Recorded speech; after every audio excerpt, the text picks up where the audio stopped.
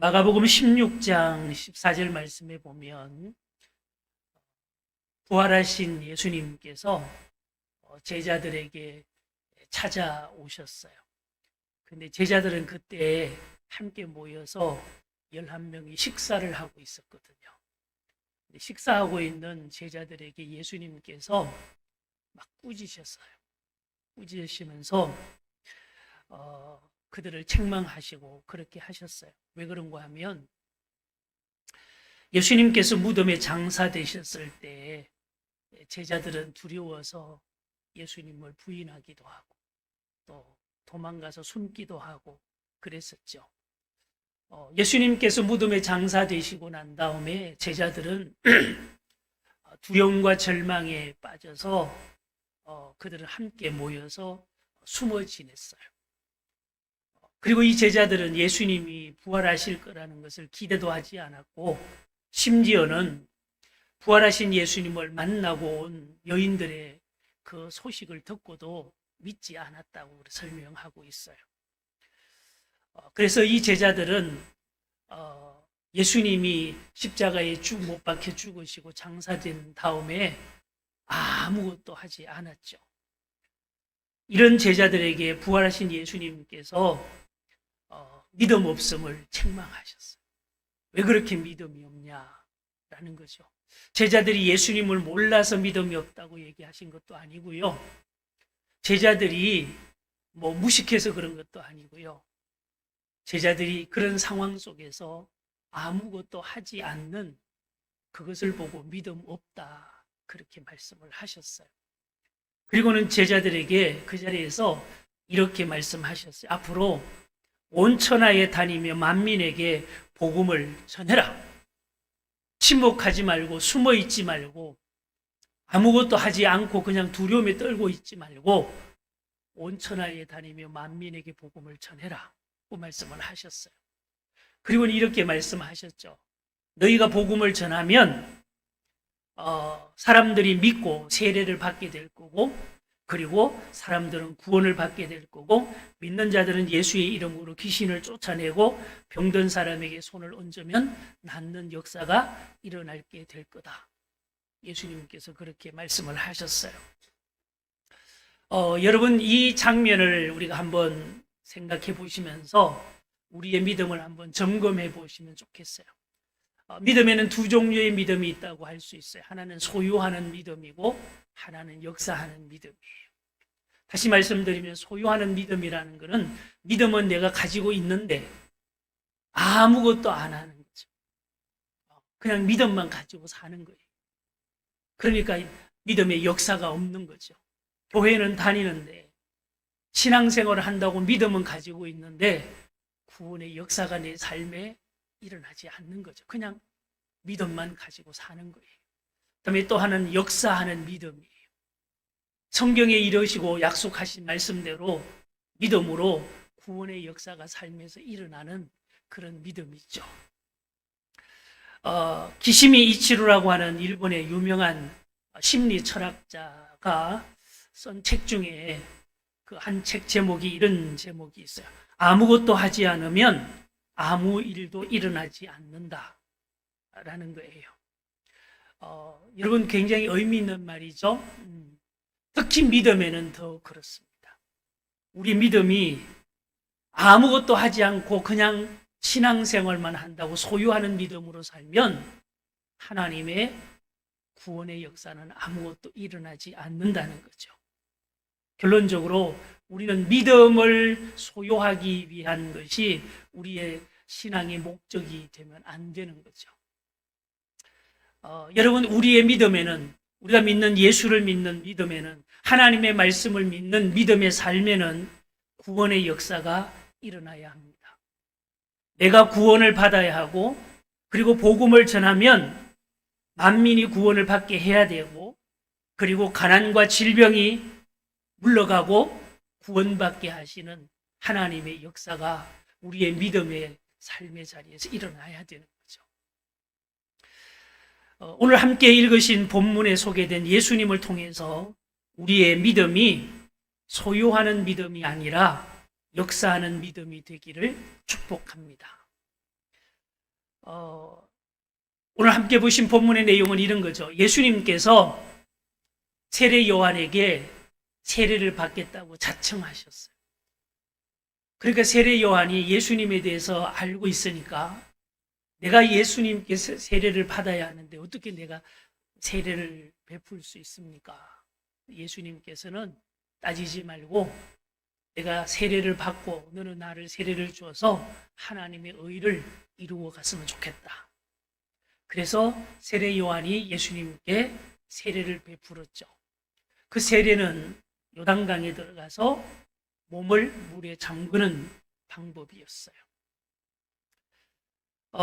여러분, 세례의 의미는 뭐죠? 물에 들어갔다 나오는, 이것은 하나의 행위이긴 하지만 아주 중요한 상징적인 삶의 결단인 거예요. 뭔가 하면 물에 들어간다고 푹 잠긴다고 하는 것은 죽는 것을 말을 해요. 다시 물속에서 일으키는 것은 부활을 말해요. 그러니까 세례는 죽음과 부활의 의미가 동시에 일어나는 하나의 삶의 결단이에요. 그럼 죽음은 뭐냐? 내가 죄를 짓고 사는 내 자신은 죽고, 그리고 이제는 부활한다는 얘기는 죄를 짓지 않고 하나님의 의를 행하는 삶으로 부활해서 살겠습니다 하는 것을 하나님 앞에 결단하는 것이 세례예요. 자, 그러면 여러분, 우리가 이런 질문 하나 할 수 있어요. 예수님은 죄가 없으신 분이잖아요. 죄가 없으신 분이 세례를 받을 필요가 뭐가 있을까 하는 거예요. 예수님은 세례 받으실 필요가 없는 분이었어요. 그럼에도 불구하고 예수님께서 세례를 받으신 이유는 뭘까 하는 거죠. 가장 분명한 것은 예수님이 이 세상에 오신 것은 우리 모든 사람들에게 구원의 진리를 가르치고 삶으로 보여주시고 예수님의 삶으로 그 구원의 역사를 증명하시기 위해서 오셨어요. 그렇다면 예수님께서 세례를, 죄가 없으심에도 불구하고 세례를 받으신 이유는 우리에게 이렇게 살아야 한다는 것을 삶으로 보여주시는 거죠. 우리도 예수님처럼 세례를 받고, 그래서 죄에 대해서는 죽고, 그리고 의에 대해서는 살아나서 의롭게 살아가야 하는 것을 우리에게 예수님께서 행동으로 가르쳐 주신 거라는 거죠. 근데 여러분, 예수님의 삶에 있어서 오늘 본문에 소개되고 있는 이 세례는 굉장히 중요한 기준점이 되고 있어요. 단순한 세례 한번 받았다, 그것이 아니고요. 예수님이 세례를 받으심을 통해서 우리에게 뭘 보여주시고 가르치시려고 하신 것일까? 단순히 세례를 받아야 된다, 이것만 말씀하는 게 아니라는 거죠. 중요한 기준점이 된다고 그랬잖아요. 다시 말하면 예수님께서 세례를 받으시기 이전의 삶과 예수님께서 세례를 받으신 다음의 삶이 전혀 다르다는 거죠. 그래서 기준점이 된다는 거예요. 자, 다시 한번 간단하게 설명드리면 예수님께서 세례를 받으시기 이전의 삶은 성경에 보면 예수님의 출생에 대한 기록 외에는 없어요. 그렇죠? 이때 나이가 예수님이 30살이에요. 근데 마태복음에 보면 예수님의 출생에 대한 짧은 기록이 있고 그 후에 예수님이 세례를 받으실 때까지 30년 동안 어떻게 무슨 일을 하고 살았는지 전혀 기록이 없어요. 맞죠? 그렇게 쉽게 얘기하면 예수님이 세례를 받으시기 이전에는 그냥 일상적인 삶을, 개인적인 삶을 살았다는 거예요. 그런데 예수님께서 세례를 받으신 이 다음에는 일어나는 일들이 소개되고 있고, 그리고 예수님께서 세례를 받으신 다음에 사탄에게 시험을 이기시고, 그리고 드디어 천국 복음을 전하시고, 그리고 예수님께서 제자들을 부르시고, 예수님께서 병자를 고치시고, 예수님께서 권능을 행하시고 하는 이 역사하시는 예수님의 삶에 대해서 메시아로서 역사하시는 예수님을 쭉 소개하고 있는 거죠. 그러니까 좀 정리하면 예수님이 세례를 받으시기 전에 30년은 그냥 존재하는 삶이었어요. 그런데 예수님께서 세례를 받으신 그 다음부터는 역사하시는 예수님의 삶이라는 거죠. 전혀 다르지 않아요. 이 점을 통해서 우리가 이런 신앙적인 적용을 해볼 수 있어요. 여러분, 우리가 그냥 존재하는 믿음, 소유하고 믿음만 가지고 아무 삶에 역사가 없고 능력이 없고 권능이 없고 구원이 없이 그저 교회만 다니는 존재하는 믿음이냐, 아니면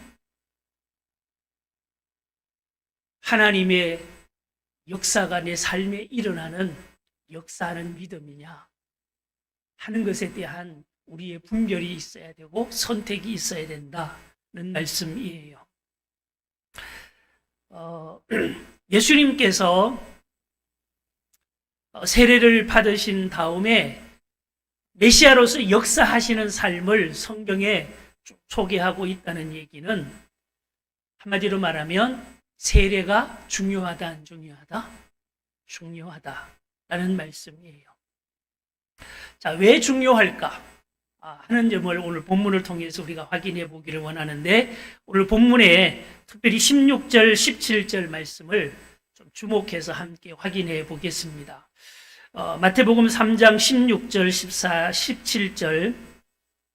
자, 예수님께서 세례를 받으시고 난 다음에 어떤 일들이 일어났는지를 여러분이 주목하시면서 함께 우리 말씀을 다시 한번 읽겠습니다. 시작. 예수께서 세례를 받으시고 곧 물에서 올라오실새 하늘이 열리고 하나님의 성령이 비둘기같이 내려 자기 위에 임하심을 보시더니 하늘로부터 소리가 있어 말씀하시되 이는 내 사랑하는 아들이요 내 기뻐하는 자라 하시니라. 아멘. 간단하게 몇 가지로 정리해서 확인해 보겠습니다.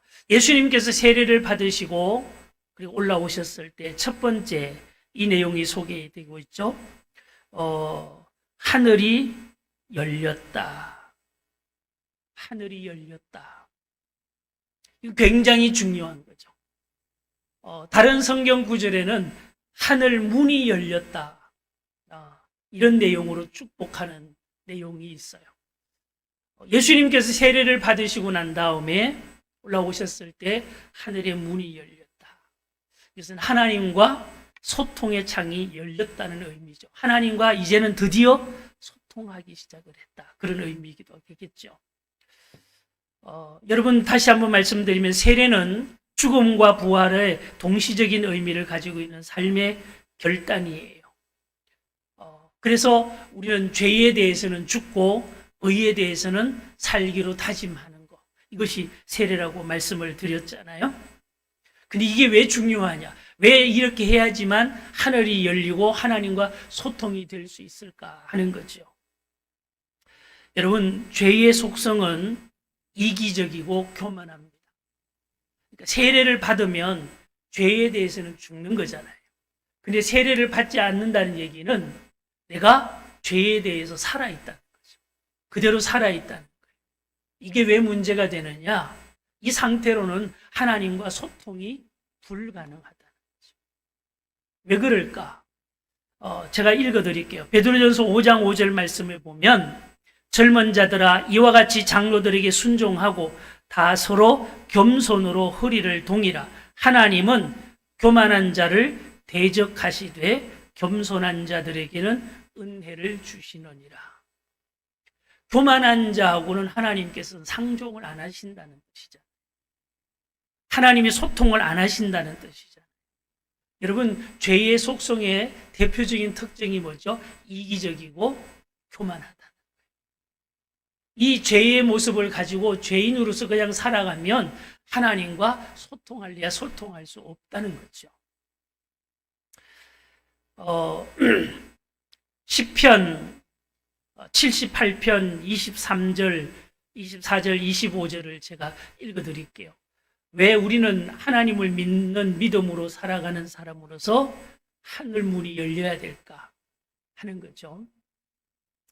시편 78편 말씀 소개드리면 그러나 그가 위에 궁창을 명령하시며 하늘 문을 여시고 그들에게 만나를 비같이 내려 먹이시며 하늘 양식을 그들에게 주셨나니 사람이 힘센 자의 떡을 먹으며 그가 음식을 그들에게 충족히 주셨도다. 다시 말하면 하늘이 열려야지만 하나님의 은혜와 복이 우리에게 임한다는 거예요. 그러니까 죄인의 상태로 있으면 하나님의 은혜를 입을 수 없고 하나님의 복을 받을 수 없다는 거죠. 말라기서 3장 10절 말씀 제가 소개해 드릴게요. 만군의 여호와가 이르노라 너희의 온전한 11조를 창고에 들여 나의 집에 양식이 있게 하고 그것으로 나를 시험하여 내가 하늘 문을 열고 너희에게 복을 쌓을 곳이 없도록 붙지 아니하나 보라. 하나님께서 하늘 문을 여시고 복을 주신다 그랬어요. 그러면 여러분 이 하늘 문이 열리는 아주 중요한 비결이 뭐죠?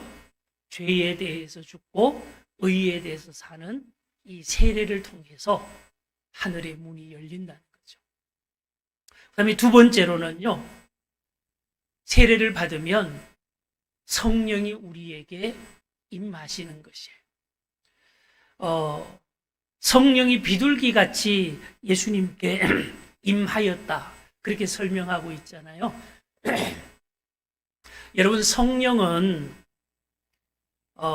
우리에게 권세가 아니고요, 언약이에요. 어떤 분들은 성령이 임하면 막 신비한 체험을 해야지만 성령 받았다고 생각하시는 분들이 있고, 또 그런 거를 막 또 사모하고 또 추종하는 분들이 있어요. 근데 여러분, 극단적인 어떤 신비주의는 우리가 주의하셔야 돼요. 성령이 역사하시는 방법은 다양하지만 여러분, 성령은 신비적인 것만을 추구하는 그런 게 아니에요. 예수님께 성령이 임하실 때 어떻게 임하셨다? 묘사가 어떻게 돼 있죠? 비둘기 같이. 여러분, 비둘기가 날아오를 때는 소리가 날까요? 안 날까요? 땅에 기어다니던 비둘기가 하늘로 날 때는 소리가 날까요? 안 날까요? 나죠. 푸득 하고 나죠. 근데 비둘기가 내려앉을 때는 소리가 날까요? 안 날까요? 네. 눈 감고 있으면 모를 정도로 조용히 내립니다. 여러분, 성령이 우리에게 임하실 때 어떤 요란하고 신비한 어떤 현상만 기대하지 마시고, 성령은 비둘기가 소리 없이 내리는 것처럼 성령은 다시 말하면 회개하고 세례받으면 성령을 우리에게 소리 없이 주시는 거예요. 여러분, 성령은 특별한 권세가 아니고요, 하나님께서 우리에게 주시기로 약속하신 언약이에요. 그래서 예수를 믿고 회개하고 세례를 받으면 하나님께서 누구에게나 성령을 선물로 주시는 거예요. 근데 여러분, 우리가 성령을 왜 받아야 할까 하는 거죠. 예수님께서도 세례를 받으시고 하늘이 열리고 그리고 성령이 임하신 다음에 예수님께서 사탄의 시험도 이기시고 천국 복음도 전하시고 병든 자도 고치시고 구원의 역사가 막 일어났거든요. 여러분, 우리의 믿음에도 성령의 임재와 역사가 있어야 합니다. 성령의 도우심이 없이는 우리가 절대로 믿음으로 바로 설 수가 없어요. 여러분 어떠세요? 내 의지로 믿음 생활을 하면 분명히 한계가 있고요. 그리고 그 믿음에는 감정의 기복에 따라서 믿음이 출렁거려요. 여러분, 다른 건 몰라도 우리의 믿음은 하나님 앞에서 늘 신실한 믿음이 되기를 축복합니다. 내가 기쁠 때도 믿음이 좋아야 돼요. 내가 마음이 한없이 괴로울 때도 믿음은 변함이 없기를 축복합니다. 근데 이것을 일정하게 우리의 믿음을 설 수 있도록 도와주시는 분은 오직 하나님의 영이신 성령님밖에 없어요. 그래서 우리는 성령님이 필요한 거예요. 성령님이 여러분의 마음과 생각, 우리의 삶 가운데서 도우시고 인도하시고 깨우쳐 주시고 붙들어 주시고 세워 주시는 역사 있기를 주의 이름으로 축복합니다. 성령의 도우심이 없이는 사탄의 시험을 이길 수도 없고요. 성령의 도우심이 없이는 하나님의 기적을 이룰 수도 없어요. 그래서 우리는 하나님의 성령이 절대적으로 필요해요. 성령의 인도하심을 받으며 사는 믿음 되시기를 축복합니다. 여러분, 내 의지로 믿음 생활하다 보면 믿음의 기복도 생기고 믿으면서 때로는 실망도 하고 그래서 믿음이 들쭉날쭉할 수 있어요.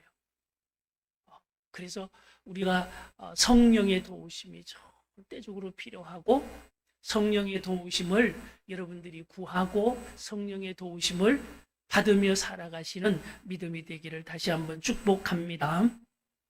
그리고 세 번째로 예수님께서 세례를 받으시고 올라오신 다음에 하늘 문이 열리고 성령이 비둘기같이 임하신 다음에 하나님의 음성을 듣습니다. 하나님의 음성이 뭐죠? 이는 내 사랑하는 아들이요 내 기뻐하는 자다 라는 말씀을 듣게 돼요. 여러분, 하나님의 음성을 듣게 되는 역사가 일어나는 거예요. 여러분, 이거는 너무너무 중요한 건데 하나님의 말씀이 하나님의 말씀으로 여러분에게 들려지는 믿음 되기를 축복해요. 내가 교만하면 하나님의 음성이 들리지 않는 거예요. 정확하게 얘기하면 하나님의 말씀을 안 하시는 게 아니라 내가 듣지 않는다는 거죠. 안 듣는다는 거예요. 지난 수요 예배 시간에 이런 말씀을 드렸어요. 믿음은 뭐냐? 믿음은 하나님의 관점으로 바뀌는 거다. 내 관점에서 누구의 관점으로? 하나님의 관점으로 모든 것이 바뀌어가는 거예요. 그래야지만 하나님의 음성이 들리는 거죠. 근데 관점이 바뀌지 않는 교만한 믿음으로 살아가는 교인들이 적지 않은 거예요. 이런 사람들은 늘 자기 관점이 주인인 거예요. 그래서 하나님의 말씀을 들어도 자기 관점에서 안 맞으면 무시하거나 거부하거나 비판하거나 그러죠. 여러분, 하나님의 말씀인 성경을 읽으시면서 이 말씀이 내게 주시는 하나님의 말씀으로 여러분들에게 깨우침이 있고 그리고 감격이 있고 그리고 확신이 있는 믿음이 되기를 축복합니다. 믿음의 사람이 받을 복 중에 중요한 복이 뭔가 하면 귀가 열리는 거예요. 예수님께서 중요한 말씀을 하실 때마다 하셨던 관용 구절이 있죠. 그게 뭔가 하면 들을 귀 있는 자는 들을지어다. 귀가 있다고 다 듣는 게 아니라는 거죠. 여러분, 하나님의 말씀이 들려지는 믿음의 귀가 열리시기를 축복합니다. 그 중에 중요한 게 뭘까요? 하나님께서 우리에게 해주시고 싶은 첫 번째 말씀, 가장 중요한 말씀이 바로 이 말씀이었다는 것을 예수님을 통해서 말씀하고 있어요. 이는 내 사랑하는 아들이요 내 기뻐하는 자라 라는 말씀이에요. 여러분, 우리가 예수를 믿는 믿음으로 살아가는 사람에게 있어서 아주 중요한 우리의 그 자격 중에 하나가 영적 자존감을 가진, 하나님의 자녀로서 영적 자존감이 분명하시기를 축복합니다. 나는 하나님의 자녀다. 하나님이 기뻐하시는 자다라는 거죠. 근데 사탄은 우리에게 자꾸만 자책하는 마음을 갖도록 우리를 쉽게 얘기하면 미혹하는 거예요. 야, 너 자격 없어. 교회만 다니지 너 뭐 하는 게 있냐? 그러면서 우리를 자꾸 자책하게 하죠. 근데 하나님께서는 하나님의 자녀된 자들에게 이런 말씀들을 반복해 하시죠. 내가 너를 지명하여 불렀나니 너는 누구 거다? 내 것이라. 내가 너를 실어버리지 아니하리라. 내가 너를 도우리라. 너는 내 사랑하는 자녀고 나는 너희의 하나님이라. 내가 너를 실어버리지 아니하고 너를 기뻐하는 자라. 하나님이 말씀하시는 거예요. 여러분, 하나님의 자녀로서의 믿음의 영적 자존감이 분명하시기를 축복합니다. 여러분, 어디를 가든지 누구를 만나든지 여러분이 하나님의 자녀인 것을 여러분들 스스로 자랑하시고 소개하시고 그리고 자신 있게 내가 믿는 예수를 증거하는 예수님의 증인 되시기를 축복합니다. 교회 다니는 거 숨기고 종교에 대해서 그 믿음의 확신이 없고 그리고 왠지 교회 다니라 그러면 좀 남들에게 비난받을까 두려워하고 그러지 마시기를 바라요. 하나님의 자녀로서의 믿음의 확신이 있기를 축복합니다. 나는 예수 믿는 사람입니다. 나는 예수 믿고 구원받았습니다. 하나님이 나를 사랑하십니다. 하나님이 나를 위해 주십니다. 하나님이 나를 도우십니다. 하나님은 나의 하나님이십니다. 여러분이 확신하시고 이 믿음의 자존감을 가지시고 믿음으로 살아가시기를 축복합니다. 이런 믿음의 자존감이 있는 자들의 기도에 대해서 하나님께서 들으시고 응답하시는 거죠. 시편 2편 7절 8절 말씀을 제가 읽어드리겠습니다. 내가 여호와의 명령을 전하노라. 여호와께서 내게 이르시되 너는 내 아들이라. 오늘 내가 너를 낳았도다. 내게 구하라. 내가 이방 나라를 내 유업으로 주리니 내 소유가 땅끝까지 이르리로다. 아멘. 하나님은 기도를 들으시고 응답하실 때 누구의 기도에 응답하실까요? 자녀의 기도에 응답하시는 거예요. 하나님의 자녀된 믿음에 확신이 있으시고 삶의 영적 자존감이 분명하셔서 하나님께 드리는 기도에 대해서 하나님께서 언제든지 들으시고 응답하시는 하나님의 증인 되시기를 주의 이름으로 축복합니다. 자, 그러면 이제 말씀을 정리하면 여러분, 이런 모든 하늘이 열리고 그리고 성령이 임하시고 그리고 하나님께서 말씀하시는 그 말씀이 우리에게 들려지고 회복되는 이 모든 일들은 무엇으로부터 시작이 되었을까요? 예수님이 세례 받으시는 것으로 시작이 된 거잖아요. 자, 그러면 우리가 이렇게 적용하고 말씀을 마칠게요. 여러분, 세례를 받으셨죠? 여러분, 세례의 예식은 평생에 한 번이에요. 그러나 세례의 신앙은 날마다 세례받는 믿음으로 살으셔야 돼요. 무슨 얘기인가 하면 세례 예식은 평생에 한 번 하면 돼요. 그런데 우리가 세례 한 번 받았다고 해서 우리의 믿음이 완전해지는 거 아니잖아요. 그렇죠? 세례 한 번 받았다고 해서 우리의 믿음이 끝난 것도 아니잖아요. 여러분, 세례 예식을 통해서 하나님, 이제 나는 하나님을 믿고 예수를 믿는 믿음으로 죄에 대해서는 죽고 내가 이제 의롭게 살기로 하나님 앞에 약속하고 결단합니다 하는 삶의 하나의 결단적인 예식이에요. 그러면 세례 받은 다음에는 계속 그렇게 살아야 되잖아요.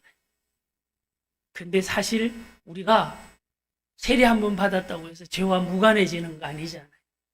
죄 안 짓는 거 아니잖아요. 우리에게 고민이 있어요. 나는 세례를 받아서 이제는 죄에 대해서는 죽고 의에 대해서 살기로 작정을 했는데 잘 돼요, 안 돼요? 안 돼요. 이게 고민인 거예요. 이거는 저나 여러분만의 고민도 아니고 사도 바울도 고민을 했어요. 그래서 로마서 7장에 보면 바울이 솔직히 자기 심정을 얘기하거든요. 나는 하나님의 선한 법을 따라 살기를 원하는데 실제로 살고 돌아보면 선한 법을 따르기보다는 악의 법을 따를 때가 너무 많아서 이거 고민된다. 이거 어떡하지? 하는 거지요. 여러분, 그래서 우리에게는 세례 신앙이 필요해요. 세례 신앙이라는 건 뭐죠? 날마다 죄에 대해서 죽는 거예요. 날마다 그때그때마다 죽고 하나님 앞에 다시 의롭게 살려고 몸부림치는 이 영적 회복이 필요한 거예요. 자, 성경 고린도전서 15장 31절 제가 소개해 드릴게요. 형제들아, 사도 바울의 고백이에요. 형제들아, 내가 그리스도 예수 우리 주 안에서 가진 바 너희에 대한 나의 자랑을 두고 단언하노니 나는 날마다 뭐하노라? 죽노라. 죄에 대해서 날마다 죽는다.